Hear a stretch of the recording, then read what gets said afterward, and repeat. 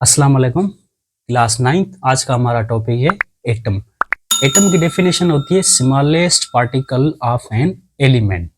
Element का छोटा जर्रा होता है एटम। इसके बाद आते हैं सब particles of an atom. Atom के 3 सब पार्टिकल होते हैं, इलेक्ट्रॉन, प्रोटॉन एंड न्यूट्रॉन। अब सबसे पहले पढ़ते हैं एटम की डेफिनेशन के बारे में। अब डेफिनेशन हमें कह रही है कि smallest particle of an element, element का छोटा जर्रा कैसे होता है। अब छोटा सा एग्जांपल आपको समझाते हैं। फॉर एग्जांपल हमारे पास कोई एलिमेंट हो, मैं कहता हूं ये हमारे पास लोहे की रॉड है। अब लोहे की सिंबल होती है Fe, इसको कहते हैं आयरन। अब आयरन में जितने भी ये एटम होंगे ये सारे क्या होंगे, आयरन के होंगे। फॉर एग्जांपल अगर यहाँ पे मैं छोटा सा डॉट लगाता हूँ, इस डॉट के अंदर हजारों एटम्स मौजूद हो सकते हैं। जैसे फॉर एग्जांपल हमारे पास कोई एलिमेंट है, जैसे ये हो गया हमारे पास, ये है लेड।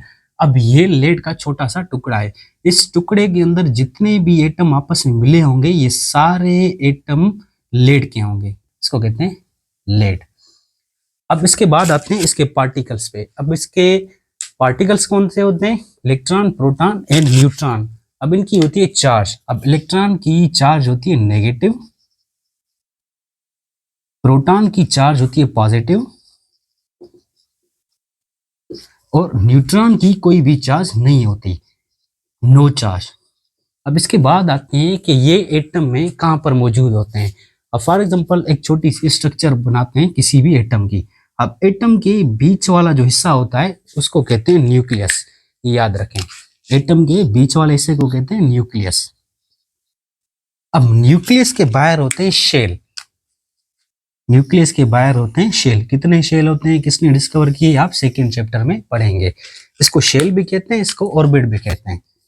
ये दोनों शेल और ऑर्बिट।